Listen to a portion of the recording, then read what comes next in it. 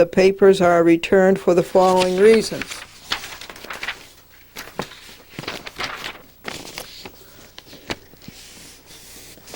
That is a copy of their letter.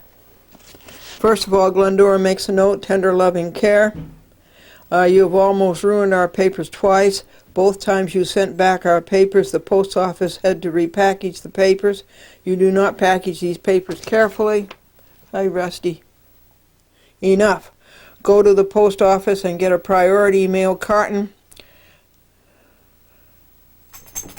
Do you realize what it would cost to print and post these papers over? Glendora is IFP, that's informer paupers, a poor person. I do not have the money for this.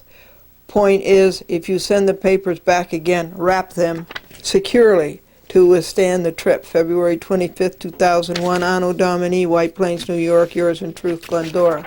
I am always, forever, bawling out the Supreme Court of the United States of America. See, and here's the post office's stamp, received in damaged condition at White Plains, New York, 10602. And here's the wrapper that was all torn. A copy of it, rather.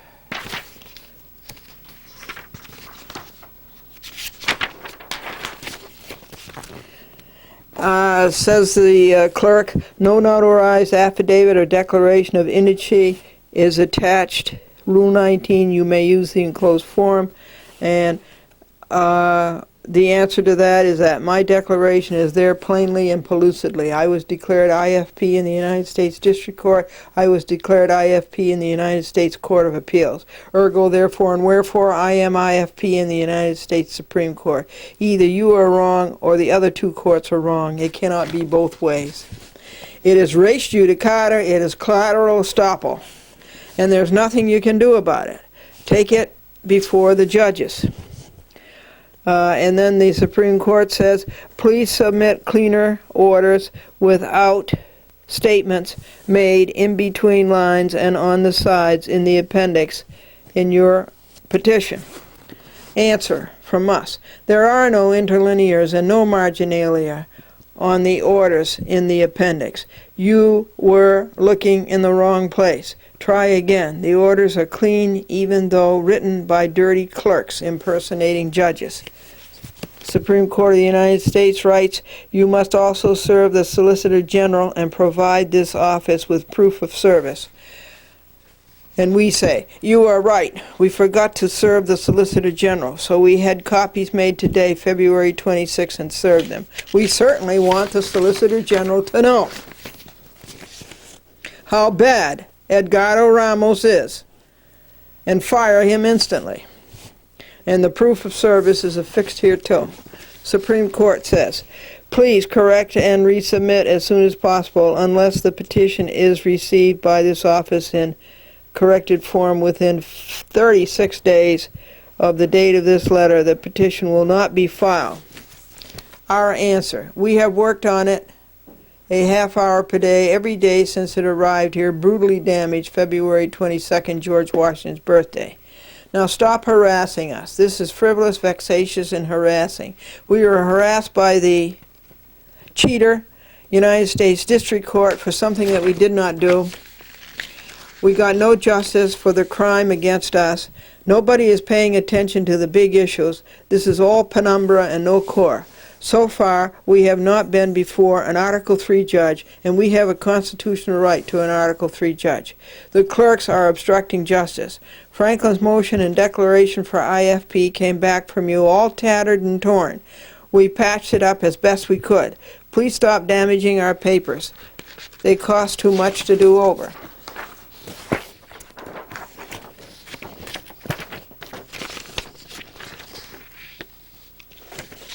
And Supreme Court says, enclosures, and then carbon copy to Barbara D. Underwood. And we say, who is this? And we say, under penalty of perjury, we have told you the truth, the whole truth, and nothing but the truth, and always have, so help us God. Dated White Plains, New York, March the 2nd, 2001, Anno Domini, yours in truth. Carbon copy to the Center for Judicial Accountability, and to you, Glendora's TV audience. So, Bruiser Ken. a liar, a brute who beat up two old people, lied that he didn't do it, and then lied that we touched him. Until he repents and atones, what is his life worth? We would rather be we than he.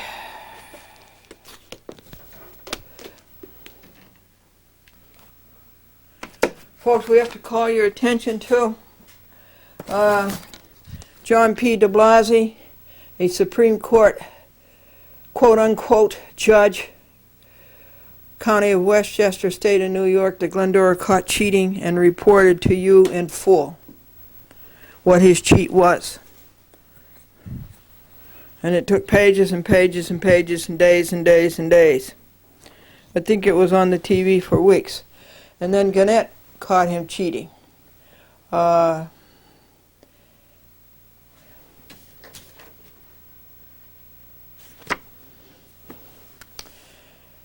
He was taking courses in being a broadcaster at the Connecticut School of Broadcasting instead of being in the courtroom for 31 mornings. He is a cheater judge, and we've got to get rid of him. There's not much left of him, so the job has to be finished. He has to be out of there, along with his crooked law clerk, a fellow named Schwersky. So keep your eyes on John P. de Blasio. Another thing about a funeral. Now, do you want to pay $7,500 for a funeral? Well, you can if you want to. But if you don't want to, you'd better call the funeral parlors and you'd better ask them how much their rates are, and then write down on a piece of paper exactly what you want and how much you want to pay. Because when you die, the ones you leave behind are going to be very unhappy. And it's going to be very hard for them to deal with these things. And they'll say, well, we'll have this because if we don't, we're not showing respect. Well, you just make sure that you have it all down on paper so that your loved ones will not have this problem, and that you won't have the problem of having your money spent the way you don't want it spent. So, the omnibus lawsuit was served on the town of Greenburgh. The cause of action against them folks is that they let TCI sucker them out of public access system-wide. They and all the other municipalities, 20 municipalities in Westchester, and that was in 1996. And it's interesting that Greenburgh stamps it received, and they use green ink for Greenburgh. It looks very, very nice. And John Sherwood wasn't in. He was out to lunch, and two men didn't help get the tapes that had been cable cast, but a woman came along and she says, well, let me go up and see what I can do. And then a man came, and then they got 3 of the tapes, and we thank you for that, but that's not all of them, and that's a long trip from Westchester to Norwalk. A woman was driving too fast and cut the car off, cut in front of it, and in order to preserve everything, it was necessary to go over to the side of the road, and the Lincoln hit the guardrail, but it doesn't seem to show much damage. And what else happened? Oh yes, we saw Phyllis and Brenda and her mother and her sisters had a good party for their mother, and Phyllis was always in good shape. She always looks so nice, she always dresses so nicely. And we picked up the tapes there. And White Plains Public Access Lynn brought the tapes up. Sachs was not at the office. Dr. Sachs was not at the office.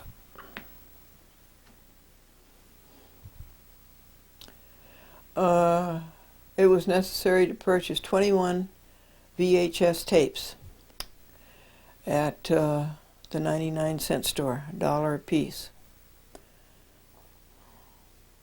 The order was for 30, but we had to settle for 21.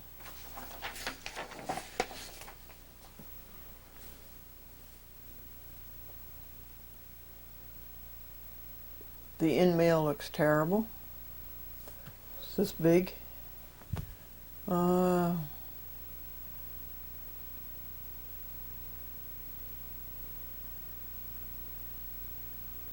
I think that's all the Aaron's news. And now we have to tell you your jokes. Every teacher will tell you that for every student who has a spark of genius, for every student who has a spark of genius, there are 10 more who have ignition problems. And a teacher retired after 32 years. She said, in the good old days, it was nice. The kids used to bring you apples. Now they just drive you bananas. And did you know that behind every successful man is a proud wife and a flabbergasted mother-in-law? And it's only fitting that the senator won in all of the outlying districts during the election. He was outlying in all of them. And Marilyn isn't too bright. She thinks that Gatorade is welfare for crocodiles. And how do you make the judge laugh on Monday? You tell him a joke on Friday.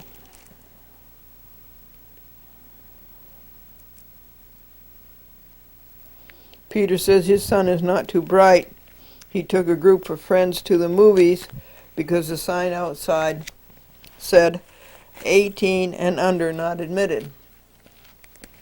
And he saved up $45 for a rock concert because he heard that the tickets were $20 in advance and $25 at the door.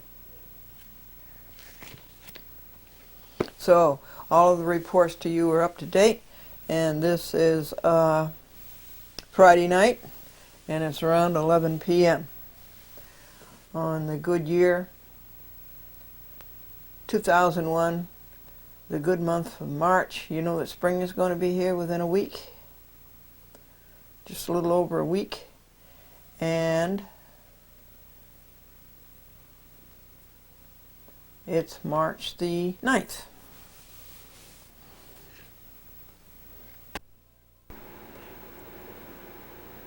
It's 11:11 p.m. almost. There's nothing to sneeze at, Rusty. And this is on March the 11th, Sunday night. And there were no reports made to you on Saturday what happened, but the biggest legal paper on Saturday is this one. This is a petition for re-argument en banc. It's the 8th Circuit.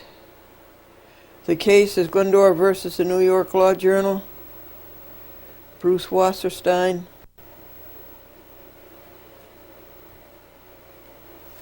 The owner, American Lawyer, Media Incorporated.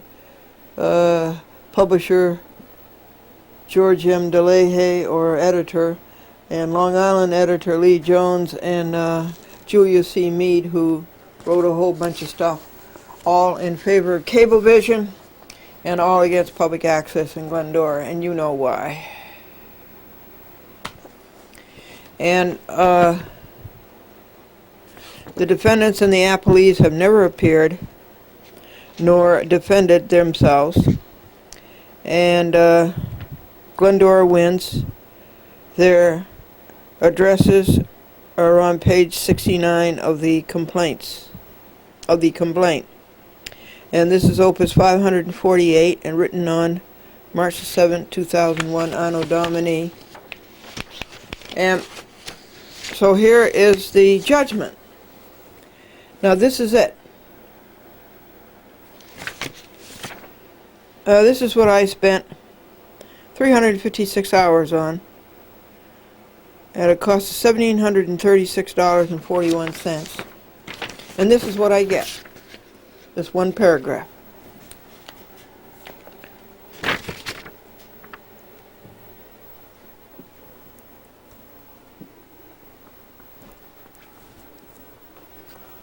I gotta hook up the wireless microphone. That's it. That's it. Okay? So what does that mean?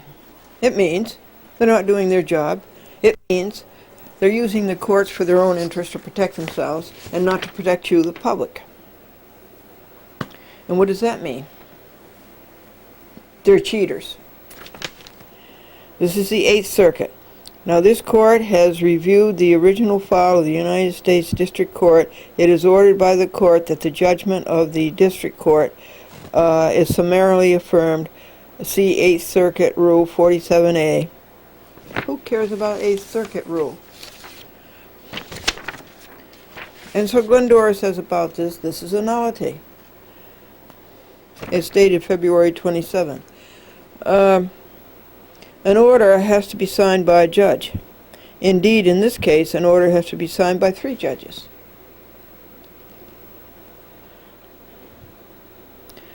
Order entered at the direction of the court. Signed Michael E. Gans, clerk, U.S. Court of Appeals, 8th Circuit. Glendora says a clerk is not a suffragan judge. Glendora has a constitutional right to an Article III judge. You do not include instructions how to file a petition for writ of certiorari, nor address nor telephone number for same. The U.S. Court of Appeals has to tell you how to go to the Supreme Court. They don't do that.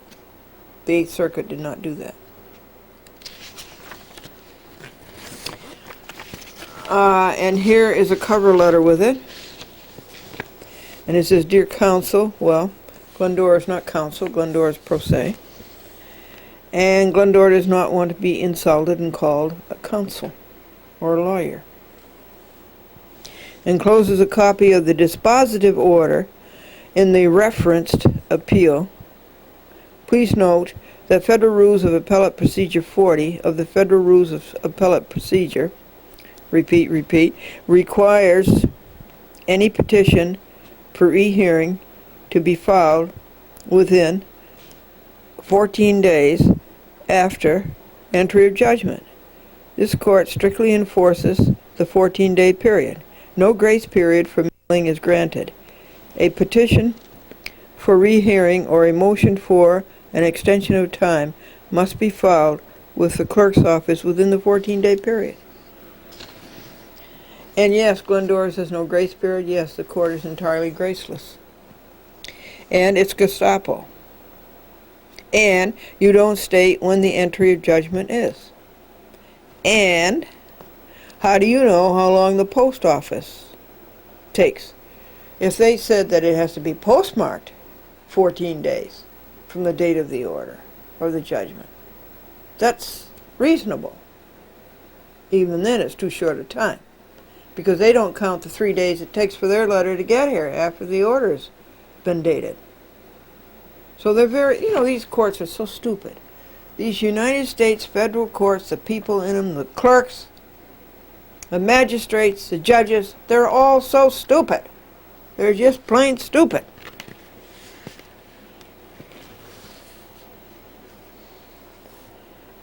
And it says, copy to the Honorable George Howard Jr. Well, I crossed out the Honorable because he's the district judge who did not do his job on this case. He should have gone after the New York Law Journal for printing that garbage that they got paid to print, instead of printing the truth. Glendora takes exception to all of the above for purposes of appeal. That's a joke, because the appeal is over. Indeed, your paper is without judgment at all. Glendora did not get justice, and this is because of the judge's clerk's self-interest. It is a betrayal to America It is apostasy. These courts are so bad. They do not use a designated address. And who is responsible for this miscarriage of justice? What are the names of the so-called judges? Well, I found that out. I called up the court and I found that out, and you heard it on the audio tape. You do not say how many copies of petition for rehearing en banc have to be filed. Well, one clerk said 21, one clerk said 4. Does this mean it has to be postmarked as to Glendora on March 13th? That is not a lucky day. That's 14 days from the date of this so-called judgment. Not allowing 3 days for your atrocious paper to get here is abyssal. Guess what abyssal means, folks? Not abysmal, but abyssal. It means the bottom waters of the deep sea. Shame on you. Your action is academic and not expected to produce a practical result. Here before you are grand causes of action going straight to the heart of America, and you sell America down the drain. What happened to the movement, alternatives to the federal appeals courts? You are no better than the 1st, Boston, the 3rd, Philadelphia, the 5th, New Orleans, the 2nd, New York.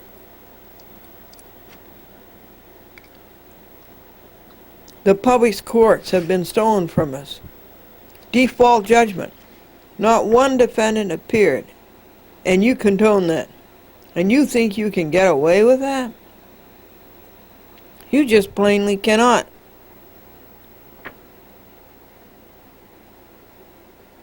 Ignore Rule 55, Federal Rules of Civil Procedure. You have broken the law. You will be sued for this on April Fool's Day. And en banc, if you do not tell me the panel responsible for this February 27th slop, and you did not serve all parties, this additionally makes your judgment a nullity.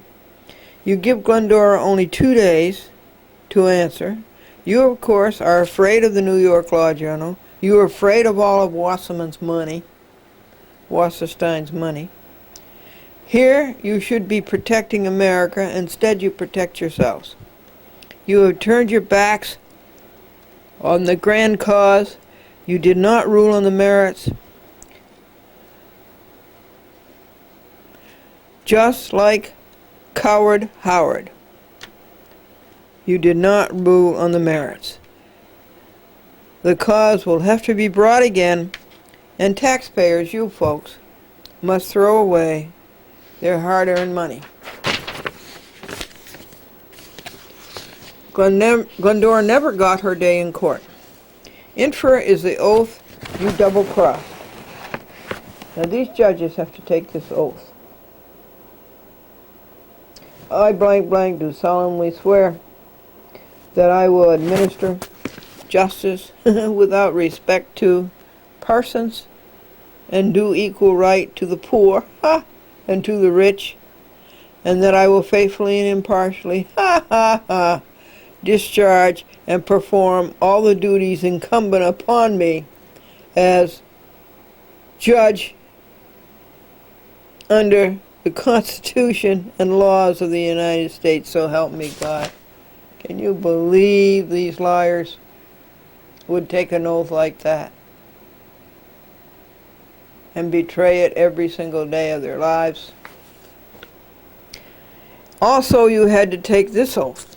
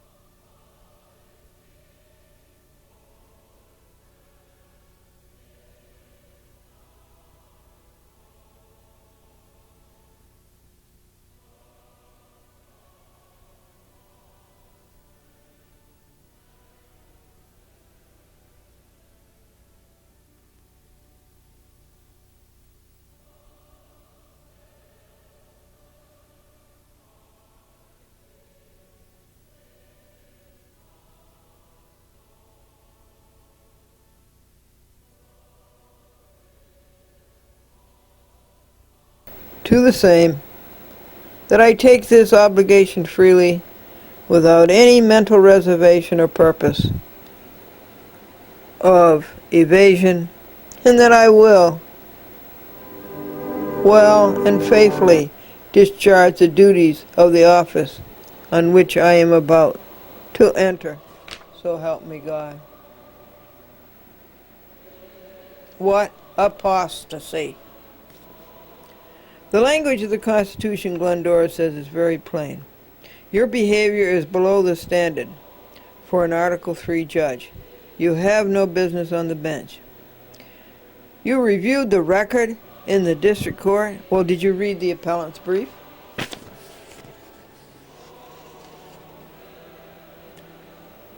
You have committed the felony, obstruction of justice, 18 U.S. Code 1503.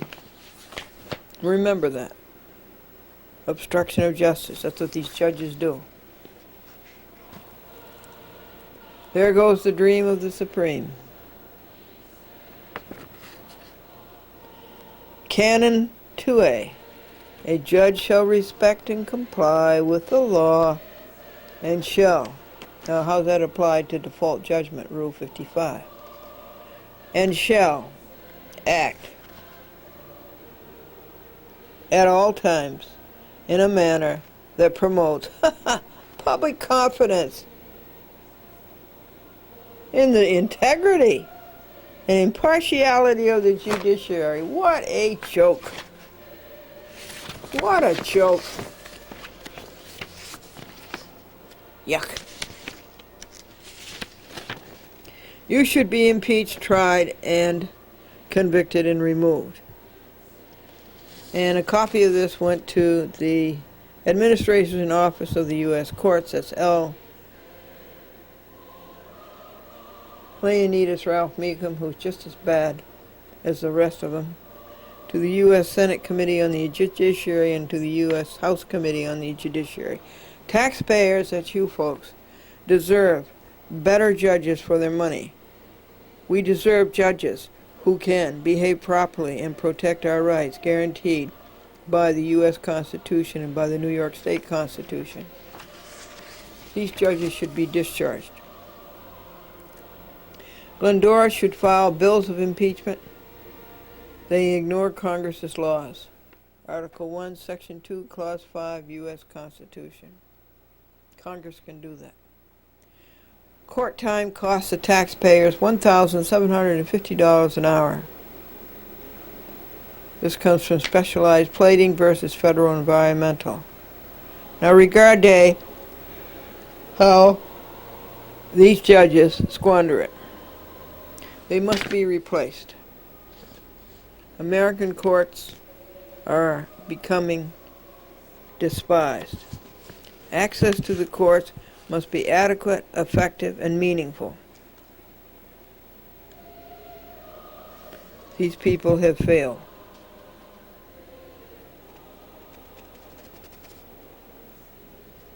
Costs and delays have had a particularly serious impact on middle-class Americans.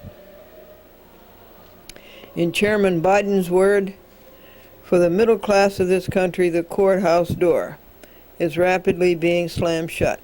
Access to the courts, once available to everyone, has become, for the middle-class Americans, a luxury that only others can afford.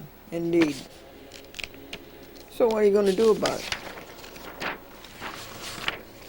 Wherefore, Bowman, Loken, and M.S. Arnold, those are the three judges on the panel, are in gross error and have abused discretion for their own self-interest, as did George Howard, and the job of Woolman, McMillian, R.S. Arnold, Hanson, Murphy, and By is to vacate this betrayal to the USA and do right by granting Glendora all the relief demanded in her complaint. Dated White Plains, New York, March 7, 2001, Anno Domini, Yours in Truth, Glendora.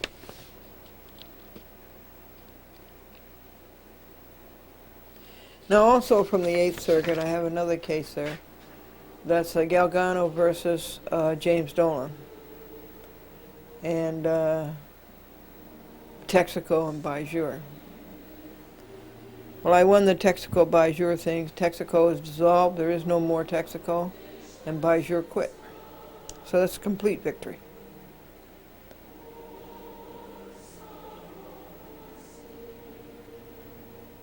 The Dolan case was about the imperialistic public access disagreement. Anyway, that's gone to the 8th Circuit. And this letter from Gans, the clerk, says that Glendora didn't serve her motion for informa pauperis, that means to proceed without fees, upon the other side. And Glendora writes back to them, you know, that's dumb. A motion for informa pauperis is ex parte. It doesn't go to the other side. It's an ex parte motion. And they have the zip code long. It's 10602, not 10802. And I would never have got it. It's a good thing that Glendora is famous from TV. 356 hours, $1,736.41 on another broken promise. The promise to the American people of the Constitution of the United States. What else is going on? Oh, yes. Glendora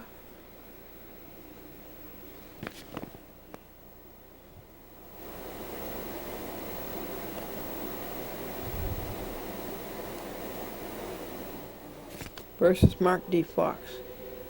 That horrible person on the White Plains bench, federal court, the teacher's helper, and other dishonest and dishonorable people in the federal courts. That complaint went out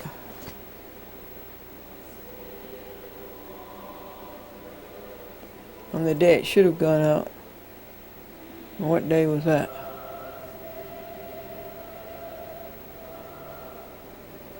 Sometime in February. And I can give you the date right here. It came back. The complaint was sent back with a note and a form that this is their informa pauperis form. It went out on Washington's birthday. And so I made that out today. It's exactly the same as the form, same information that I put on the form that I had. And so we sent back the complaint, or it's ready to be posted tomorrow.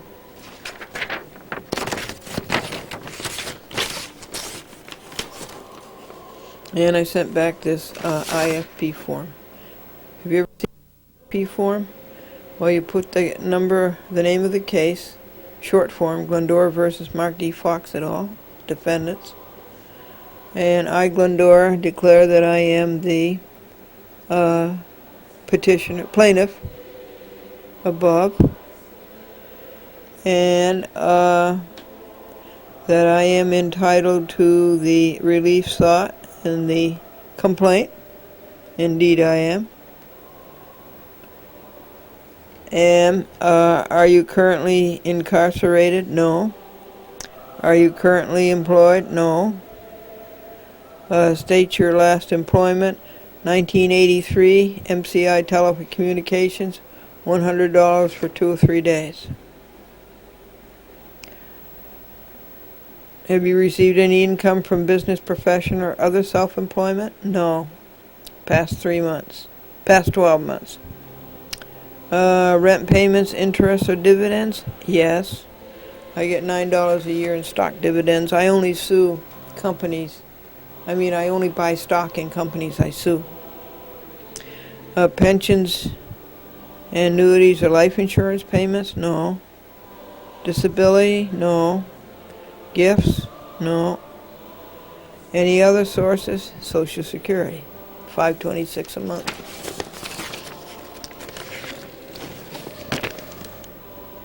Do you have any cash or checking or savings? Nope.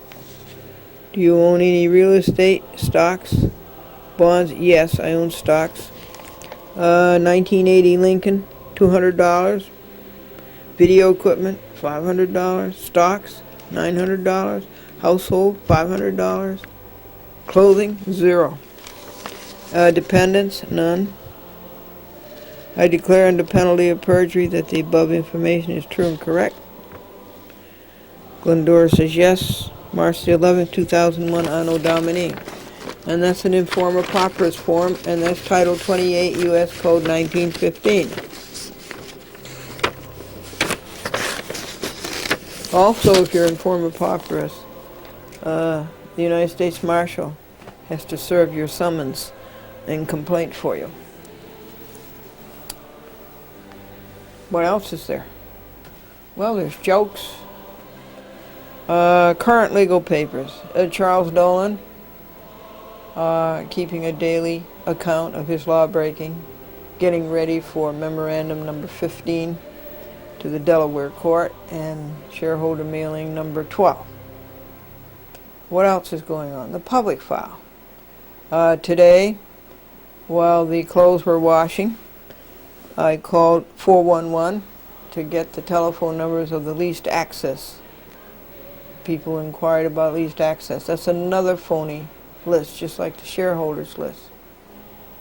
Out of 10 names asked, only 5 of them had bona fide telephone numbers. 50%.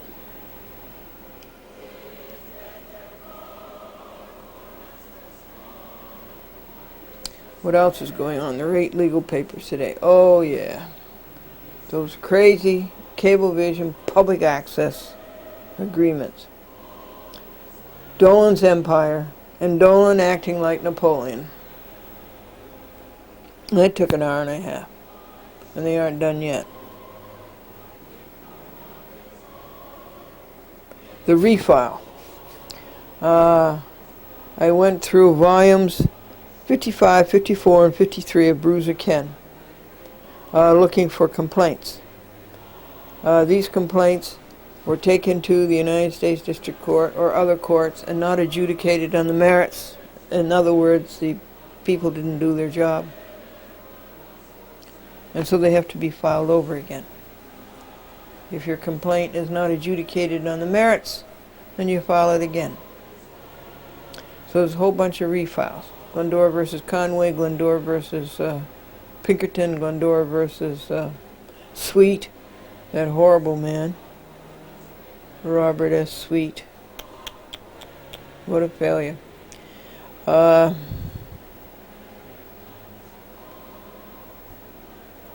Glendora versus Robinson.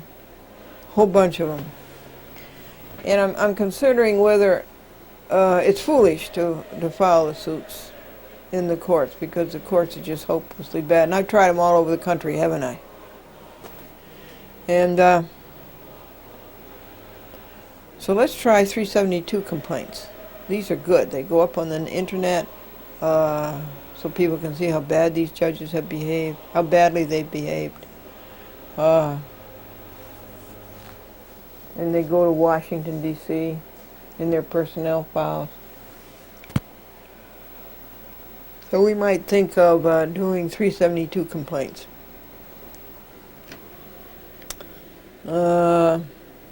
So how many legal papers is that? Dolan, public file, refiles, the public access agreements. One more. Oh yeah, reading Budrow's complaint. The Budrows went to bankruptcy court. They got the runaround for 5 years. And they saw what was going on, so they did the smart thing. They filed a civil RICO against 80 people in the courts, and including the lawyers who told them to go bankrupt. And then a year later they get arrested. See, that's how they do it. These crooks, these gangsters, who they put our government into bad hands. So that's the 8 legal papers today.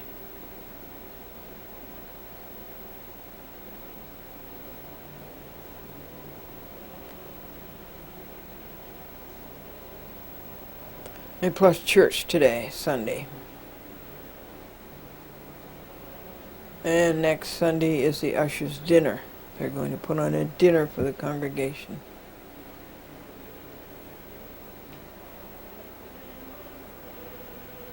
And Nikrita. I'm unhappy about Nikrita, and I'm unhappy about Victor. No, I'm happy about Franklin, who fell. I'm unhappy about the dog across the street. I'm helping him. I've done a lot for him, though. Taking him food, gave him one of my blankets. Go and see him, make his tail wag, pet him, scratch his ears. I've named him Acumen.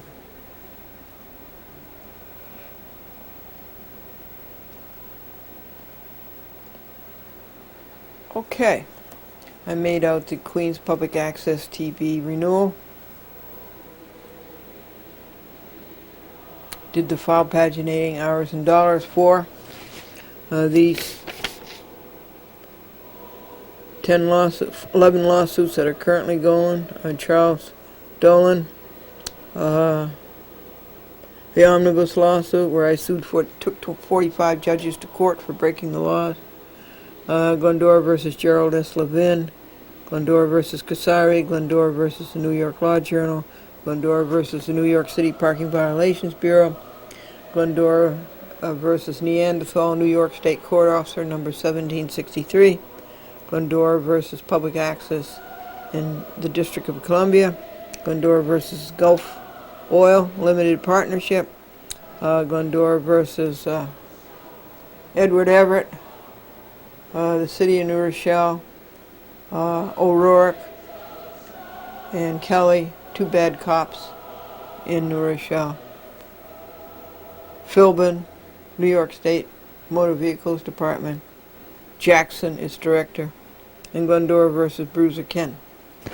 Every week we have to go through and add up the hours and dollars that these gangsters have caused.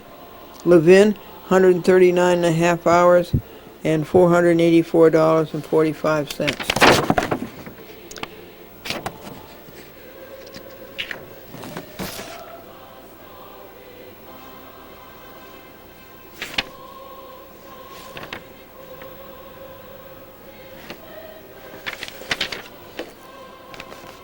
That's the wrong figure.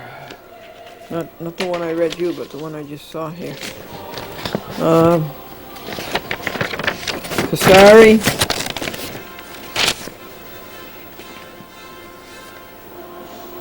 $1,304.75 hours and $909.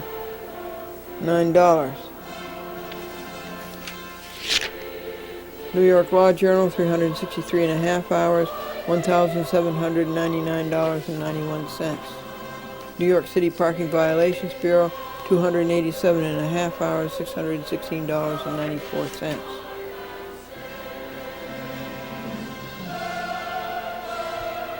The Neanderthal Court Officer, 1,807 hours and $1,690. Public Access in D.C., 67 hours and $417.06. Gulf, 611 hours, $2,828.20. Street Cleaner, Edward Everett and all that gang of liars, 480.25 hours and $4,473.28. Bruiser Ken, since the filing with the U.S. Supreme Court, 92.5 hours, $526.45. Okay. And I did the think drawer.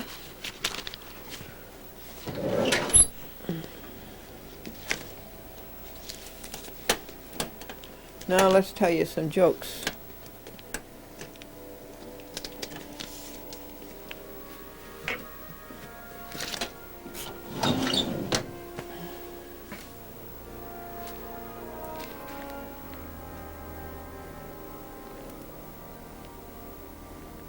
The little old lady said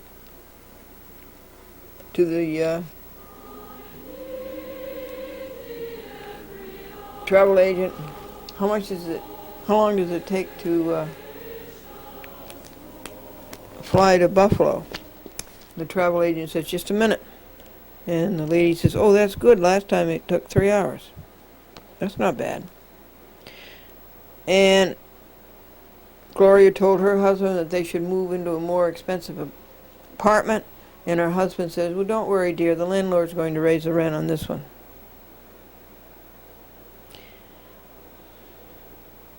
And the nervous father in the maternity ward said to another man there, have a cigar.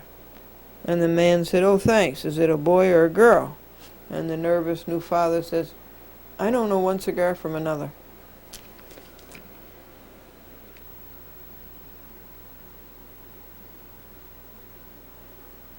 And that is the TV reports up to date at midnight, Sunday, March the 11th. Anno Domini 2001. The life and times of a public access producer and a pro se litigant fighting for America.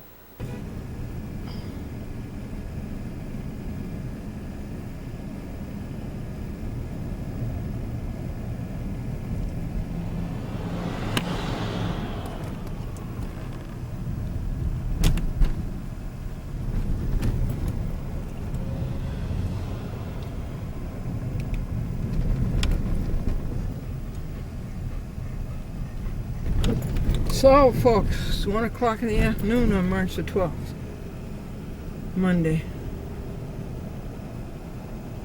I would like to have a nice long sleep. 25, thank God. 26, first to the post office. And mail the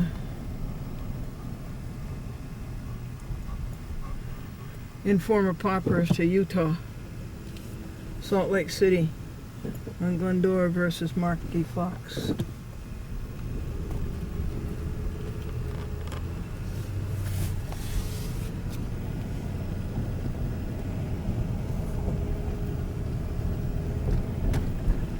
And then to Manhattan, and then to Brooklyn.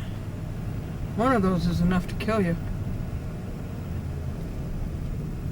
Helping the dog across the street who just moved in. I'm glad I went over there just now, 3-4 minutes ago. His leash was all tangled around the wheels of the lawnmower.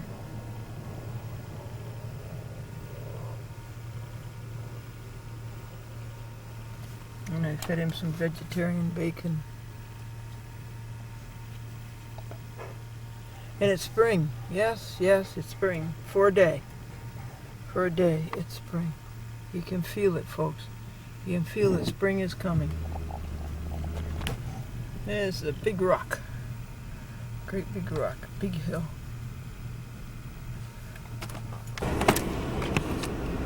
George Washington Bridge at 1:37. Cleanup. Spring cleanup.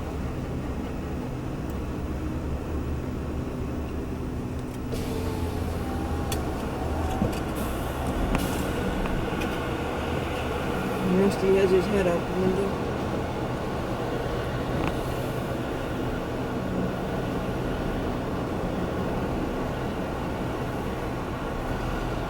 A man with a sign, homeless and hungry.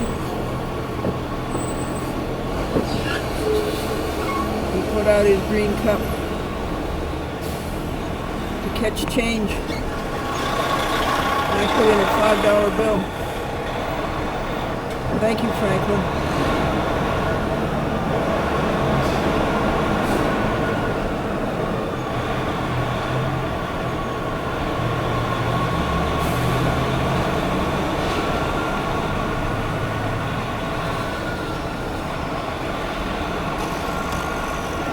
1:37 p.m. Lower level, West Side Highway.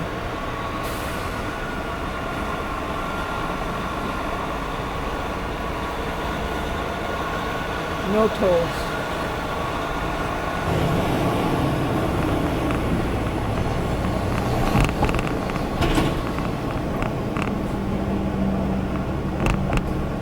Me first. Me first. Road work. Lower level. Use caution.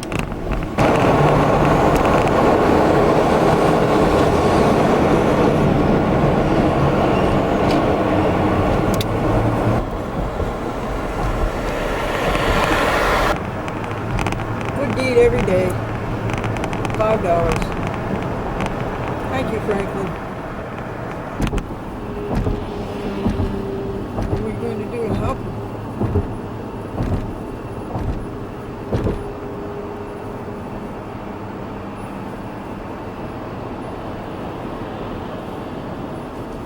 He goes to court on Wednesday, so we'll go to court.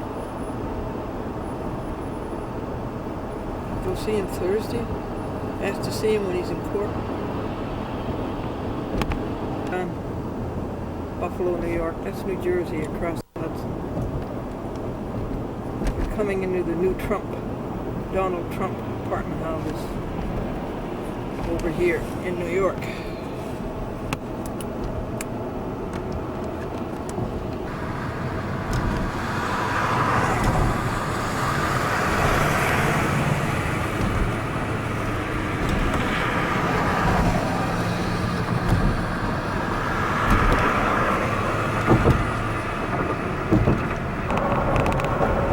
Exit for Manhattan Neighborhood Network, public access. The Public's TV. Oh, this is all cleaned up here. This was under construction for years.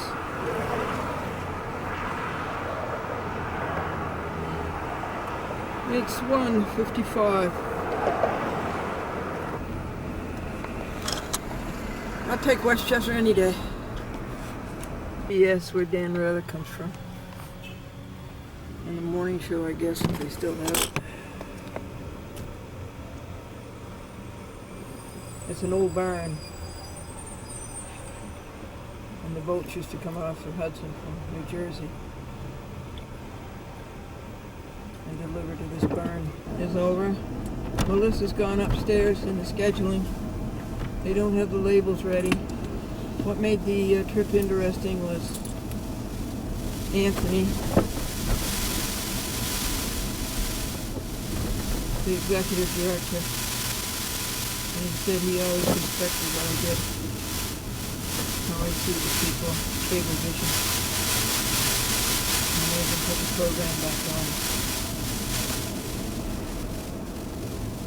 And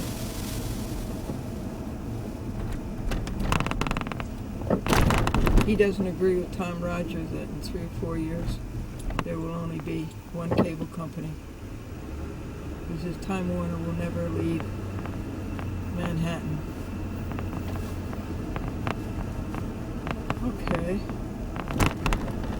And he mentioned the Time Warner AOL America Online building that's being built at Columbus Circle. The hole's being dug. It'll be up and running a year from now, he thinks. I don't like Monica, the new person in intake. Paul kept 2 tapes for me, and when the labels come or something, he will put them on so that I don't have to come back, because I could only hand him 2 tapes because I didn't have enough labels, because they sent them out late.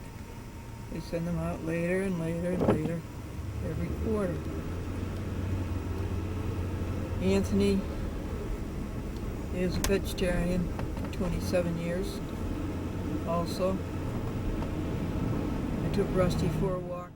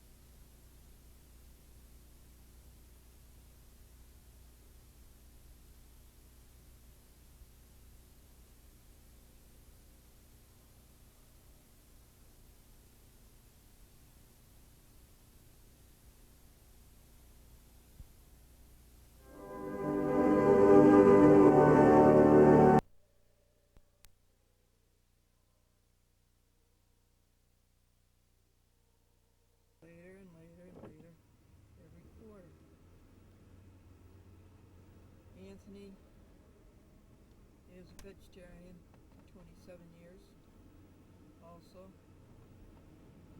I took Rusty for a walk. There's 2 trees in Manhattan. So you can find a fire hydrant for him. This is West Side Avenue, 12th Avenue. We're trying to find 23rd Street. This is the Convention Center. I remember when they built that.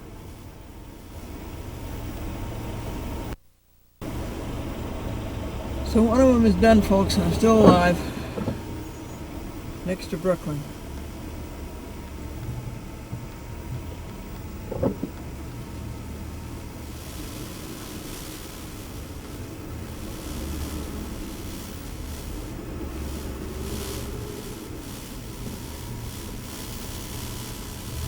So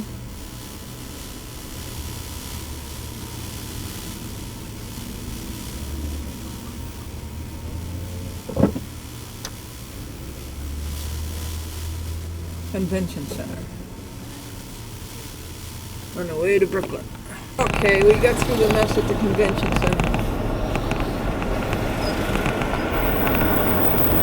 Going south. 3rd Street. Going to the FDR Drive.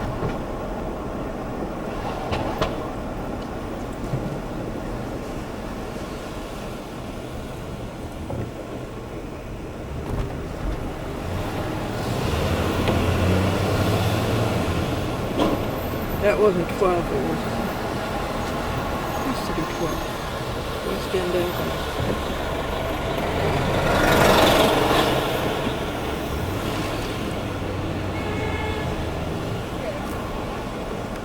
Happy dog? Happy dog in Manhattan? Does this remind you of your native Bronx? MetLife undergoing renovations. I did commercials for MetLife. For John Creedon. Yeah.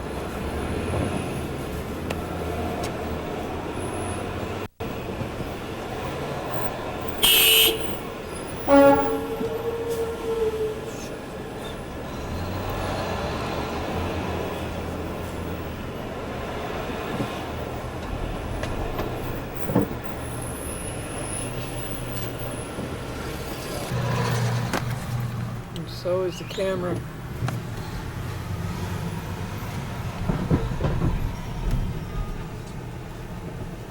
Come back by going to the FDR straight north.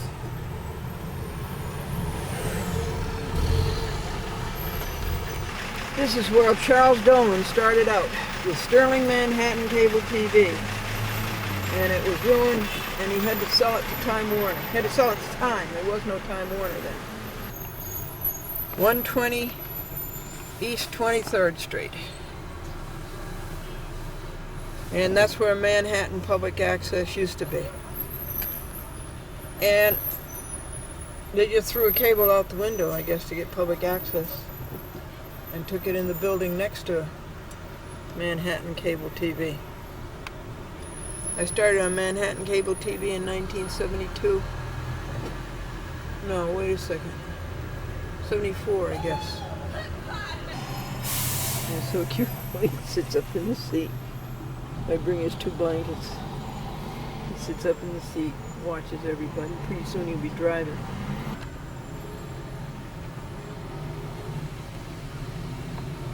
What do you think of this scene? I'll take Westchester. Getting close to the FDR and the Brooklyn Bridge. Time is 3 p.m. Franklin is back home because he fell for the 5th time.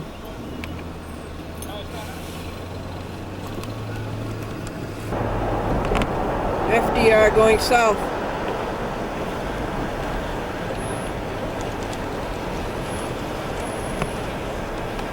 the window's closed, but Rocky likes to have the window open. I mean, Rusty. Boy, that Robert Sweet is a terrible person. Terrible, diabolical person. They're reviewing the Bruiser Ken file, looking for the complaints to refile these lawsuits. And I came across some of the evil things he had done. This is the government center. That's what makes me think of it. Bridge. Manhattan Civic Center. World Trade Center. U.S. Courthouse. It's that one right there.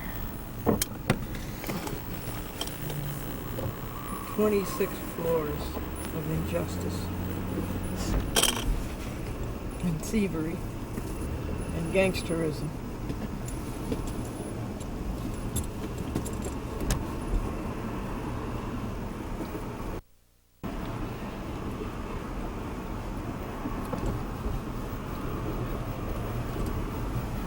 Stay away from it. And out of the pan into the fire. Brooklyn is just as bad.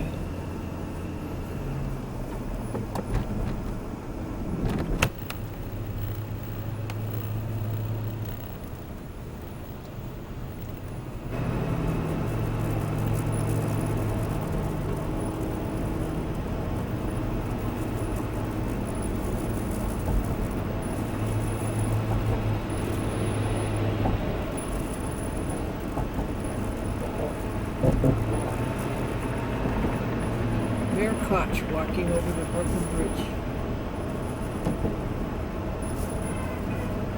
I told him about that up in Buffalo when I interviewed him. He was running for senator.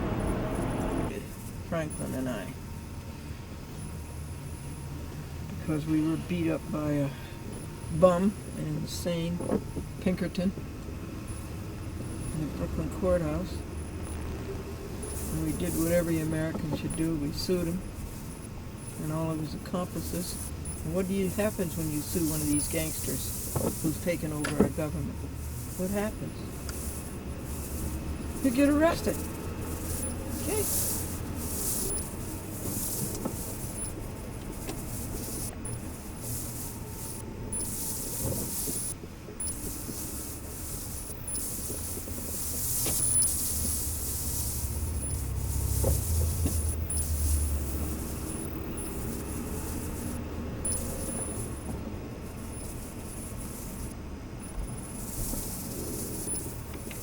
But we fought them, and they went away.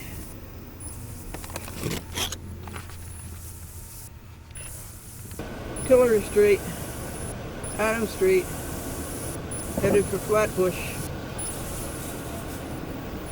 and Atlantic Street. Or is it Fulton? No, it's Fulton. Excuse me, not Atlantic. Here back here has to do with this federal courthouse. The evil Eastern District of New York.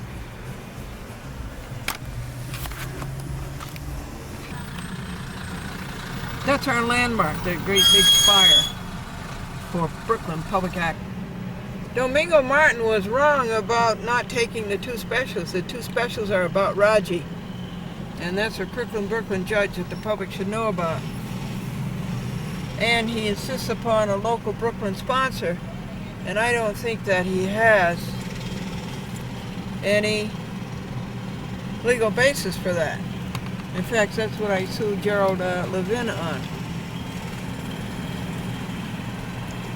And Nicole made me wait after I'd driven all this far. I didn't want to know if I could come back. Now, isn't that ridiculous?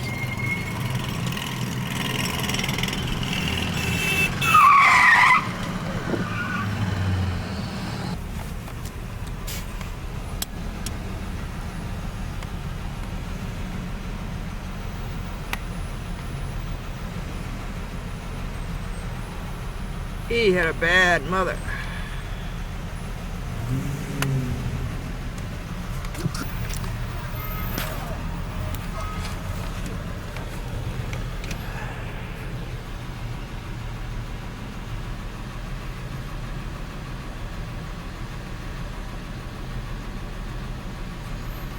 He had a bad mother.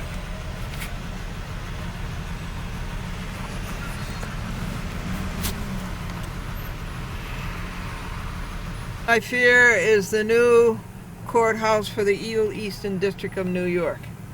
The courthouse should be shut down. Gotcha. He had a real DW33OS. Back over the Brooklyn Bridge. What time is it? 4:05 p.m. FDR Drive.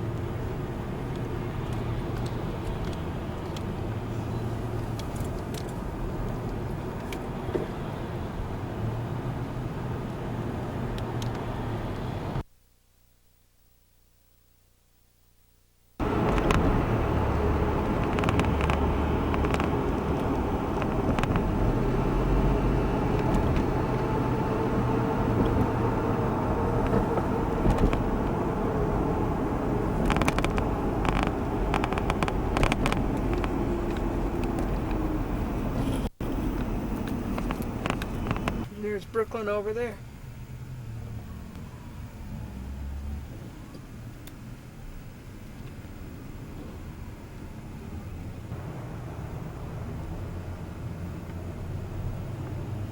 Well, that's what was causing the tie-up, a disabled vehicle.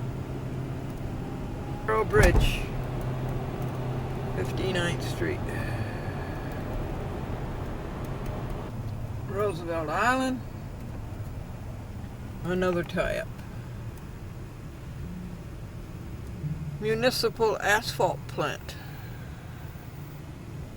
Barge full of the worst-looking junk.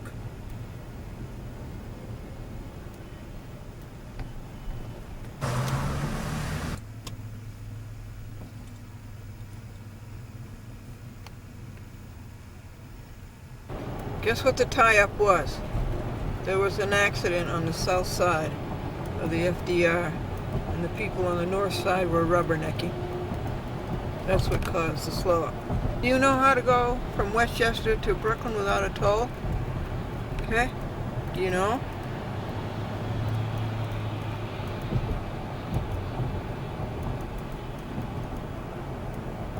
Well, you get down to Diggin, you get on the West Side Highway, no toll that way, and over the Brooklyn Bridge, no toll. Then you take the Willis Avenue Bridge, right here. Do not take the Triborough. Take the Willis Avenue. Come up the FDR and take the Willis Avenue Bridge. And get onto the Diggin. Nope. If you go straight, it's the Bruckner.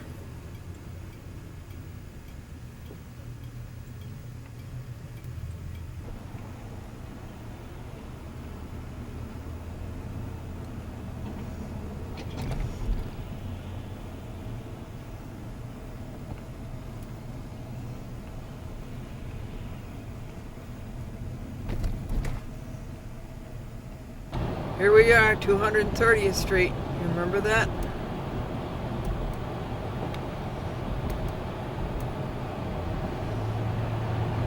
That's the road you take for the BronxNet. But Tom DeLuca did that for us. Thank you, Tom DeLuca. Thank you for going to Queens Public Access TV. Pacific tie-up all the way from Yankee Stadium was because of I-95.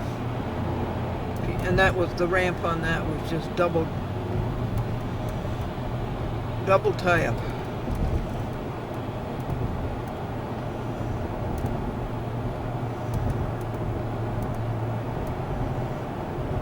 We're coming to the county line here. Bronx County to Westchester County. We have to sing this.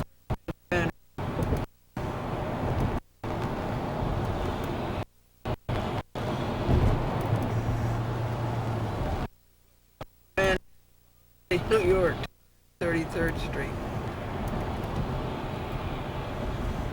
Upstate New York is Buffalo, or Jamestown, or Erie.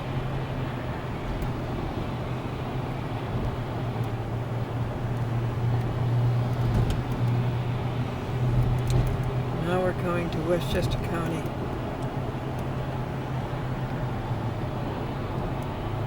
Da, da, da, da, da, da.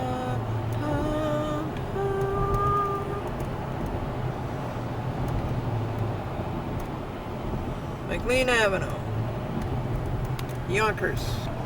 This is better than New York, isn't it? New York City.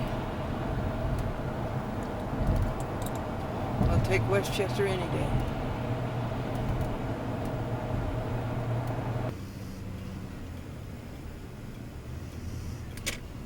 That's the nice houses.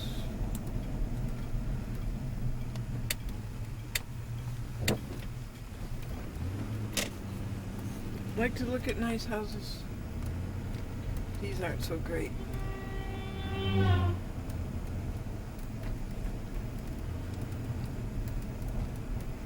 These are sort of pedestrian. There's a nice big one.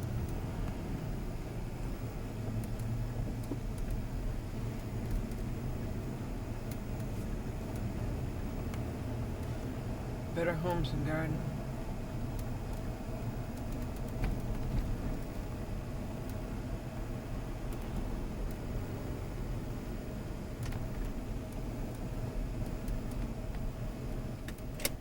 Now here are some new houses, and they're constructed in the old-fashioned style, and I think they're quite elegant. This house on the corner, you can't see it from here. The other side, it goes, it's an amazing house. Okay, so let's look at these. You can see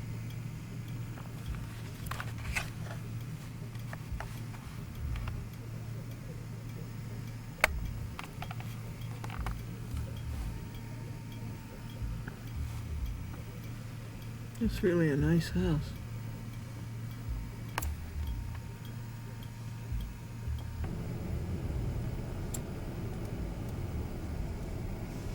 They're great on cupolas.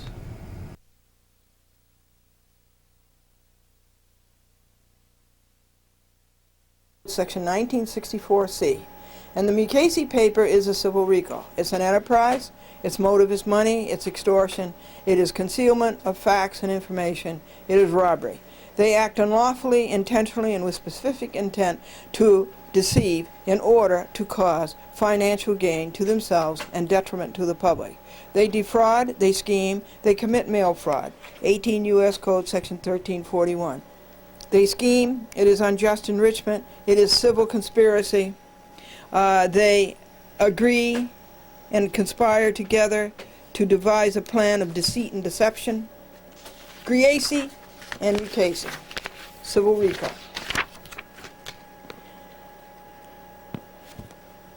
Are courts afraid to be used? Why do we pay $500? Well, no, why did we pay $500 million for 500 Pearl Street? And $30 million for 300 Quaropas? What are they there for? They are there to give citizens justice. But citizens don't get justice. People are not getting their tax money's worth out of the courts. The courts have been stolen. Glendora is trying to stop this. Thus, Griese, Mukasey et al. Feel threatened. Without all the time, work, money, lawsuits, burn up, Glendora can picket, monitor, and report on TV much more. Why are these judges so much on the defensive? Why does a pauper, an old woman, throw these courts, quote unquote, into such a fit of anxiety?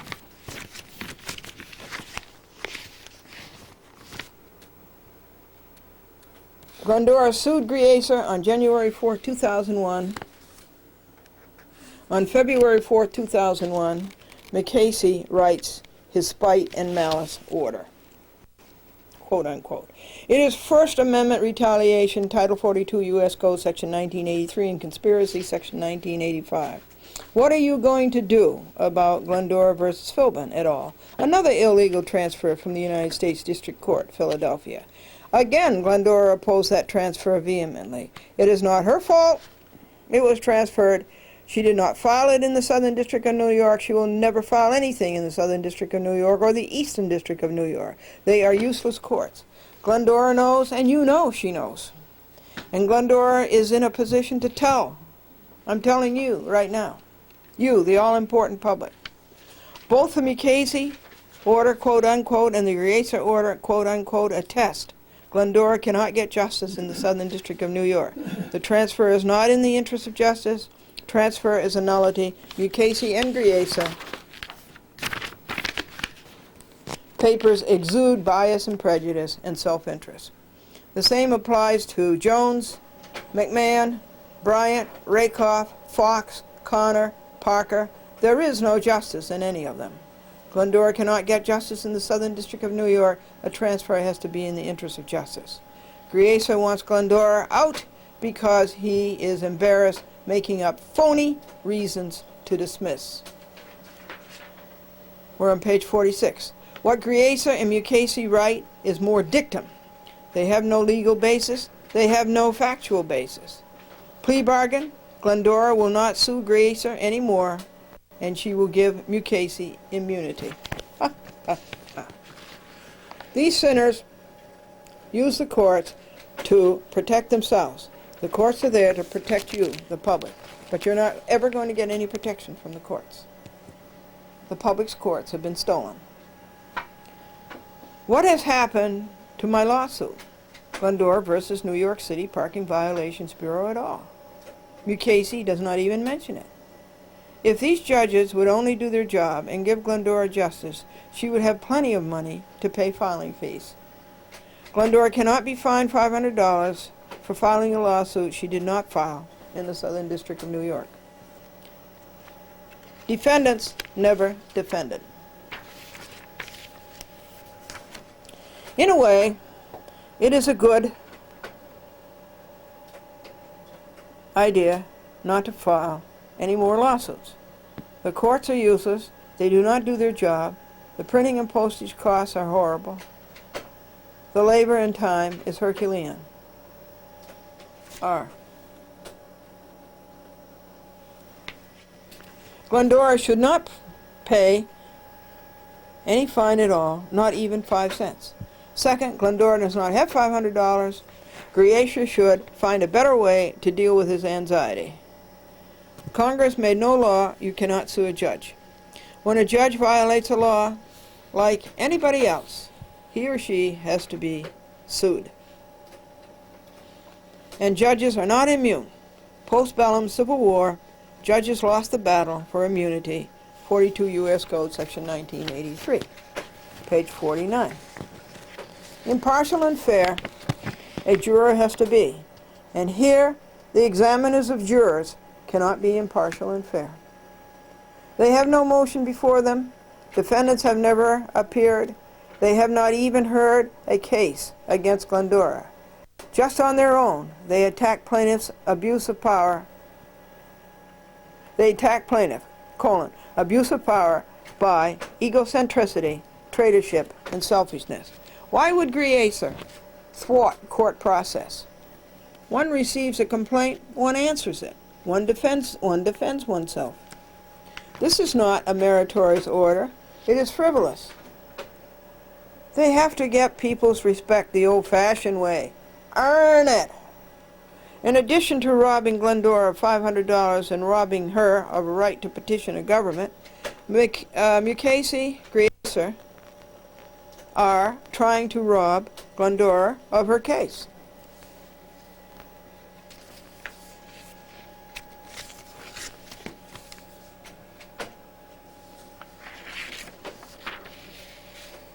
Page 50.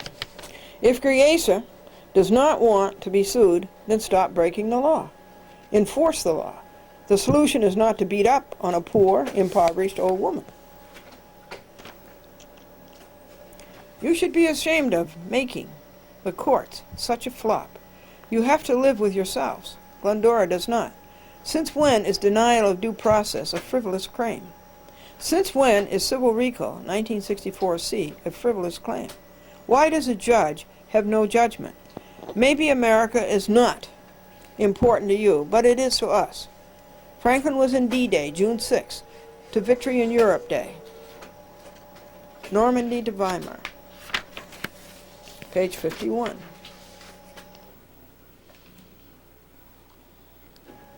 Glendora did not get her day in court. You believe that? You have broken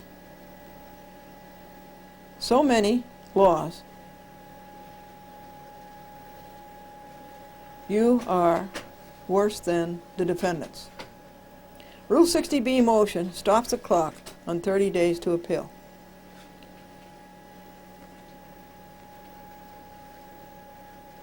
Make Acker, the Alabama judge, make him pay the $500. He put it in the Southern District of New York. Glendora didn't. You cannot close the courts to Glendora. And for what reason? Glendora is as unhappy about being in this court as you are having her here. Since when is sewer service frivolous? Show cause whether Glendora should or should not be fined $500 is moot. She cannot. She has no $500. You go to court and the judge is sold long before you get there. You know that, folks? Ugly. Conduct of Mukasey, Griesa, is un-American. They act like a feudal warlord disciplining a serf.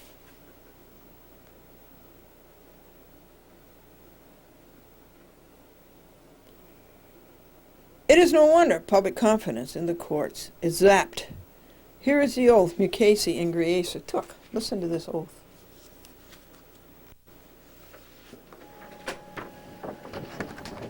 Title 28 U.S. Code, Section 453, Oaths of Justices and Judges. Each justice or judge of the United States shall take the following oath or affirmation before performing the duties of this office. I, blank, blank, do solemnly swear or affirm that I will administer justice without respect to persons and do equal rights to the poor and to the rich, and that I will faithfully and impartially discharge and perform all the duties incumbent upon me as blank blank under the Constitution and laws of the United States, so help me God.